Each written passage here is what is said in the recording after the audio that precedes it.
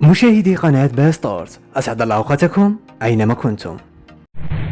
شارك المؤثران العمانيان عمر الكندي ومحمد البلوشي متابعيهما تفاصيل رحلتهما في الجزائر، حيث خاض تجربة تذوق أشهر الأكلات التقليدية في شوارع العاصمة، من بينها بيتزا كاري وحلوى زلابية شهيرة، وسط تفاؤل واسع من الجزائريين.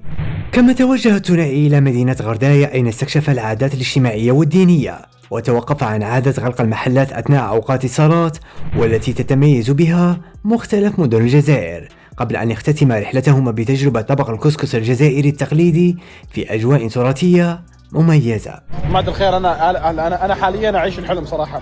بيتزا قرنطيطة مع أمور طيبة هنا، أكلات تقليدية مع أقدم مشروب غازي جزائري على شوارع الجزائر العاصمة، مع الصحبة الطيبة والوجه الحسن وليد وياسين.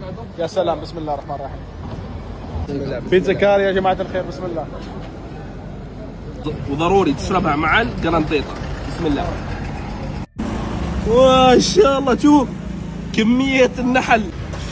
شوية عمار ياخذوا لك. اليوم أجرب حلوى اسمها نحل بالكنافة. شوف. طبعا هذا ما ذباب او انه حشرة وسخة او شيء من هالناحية، بالعكس هذا النحل لانه يستعملوا عسل جودته اصلية، فلو تشوفوا كيف كمية النحل على الحلويات وما فيها اي اضرار ترى، بس شوفوا كيف. من احلى الاشياء اللي لاحظناها في الجزائر واحنا الحين في ولايه غردايه انه المحلات كلها تبدا تسكر في صلاه الجمعه. وما شاء الله حتى كنا نبحث عن مطعم او شيء من هالناحية، قالوا لنا انه ما يفتحوا الا بعد صلاة الجمعة. مثل ما شايفين جماعه الخير على امتداد البصر، كل المحلات مطاعم ايا كان كل المحلات تسكر وكل الناس تروح لصلاه الجمعه. على بركه الله نصلي. بسم الله بسم الله.